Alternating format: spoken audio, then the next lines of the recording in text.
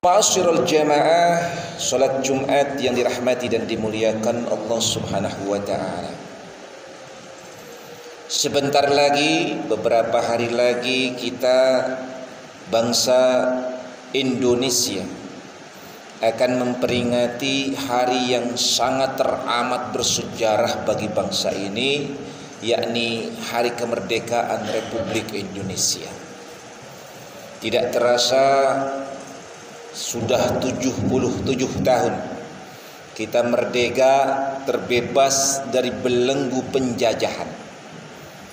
Kemerdekaan yang kita raih, kita akui bahwa ini adalah atas berkat rahmat Allah yang Maha Kuasa, dan dengan didorongkan oleh keinginan, ada dorongan keinginan untuk hidup bebas, merdeka, terbebas dari segala bentuk penjajahan. Oleh karenanya, mari kita sama-sama momen yang sangat bersejarah ini kita ambil pelajaran di dalamnya. Kita jadikan momen untuk kita mengintrospeksi diri kita agar lebih baik, dan tentunya jangan melupakan sejarah para pejuang bangsa ini.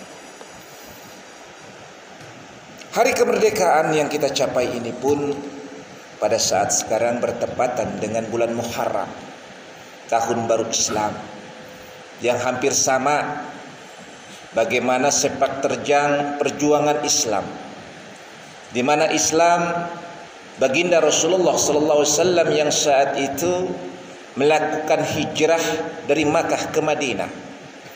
Dalam rangka apa? Dalam rangka membebaskan umat Islam, kaum muslimin dari berbagai macam tekanan dan intimidasi.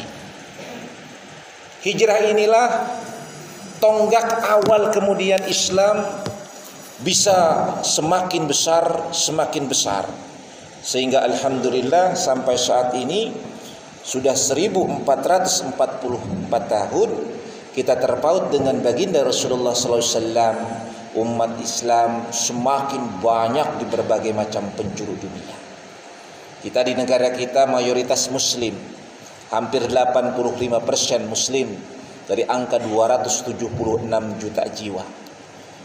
Ini adalah rahmat dari Allah Subhanahu wa taala yang dicurahkan dan dilimpahkan kepada kita umat Islam di negara Republik Indonesia yang kita cintai ini.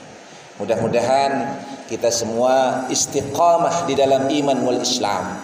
Mudah-mudahan kita wafat dalam keadaan husnul khatimah, membawa iman wal Islam di hadapan Allah Subhanahu wa taala. Amin ya rabbal alamin. Jamaah salat Jumat yang dirahmati dan dimuliakan Allah Subhanahu wa taala.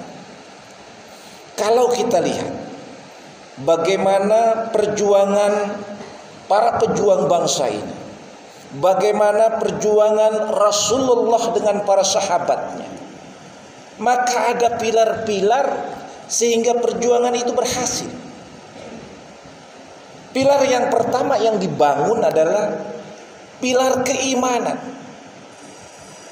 Umat Islam di negeri ini, para pejuang bangsa ini, para alim ulama, yang mendorong mereka untuk berjihad, berjuang adalah iman. Sehingga tidak takut lagi peluru nyasar di badan, tidak lagi takut leher lepas dari badan. Kenapa? Karena iman menjamin seorang muslim hidup dia mulia, wafat dalam keadaan syahid. Dua-duanya mulia. Dengan iman inilah yang membuat para pejuang kita, para alim ulama kita terdahulu gak takut yang namanya mati, gak takut dia kehilangan apapun. Asalkan dia bersama Allah dan di jalan Allah, maka tumbuh semangat membara untuk memperjuangkan kemerdekaan.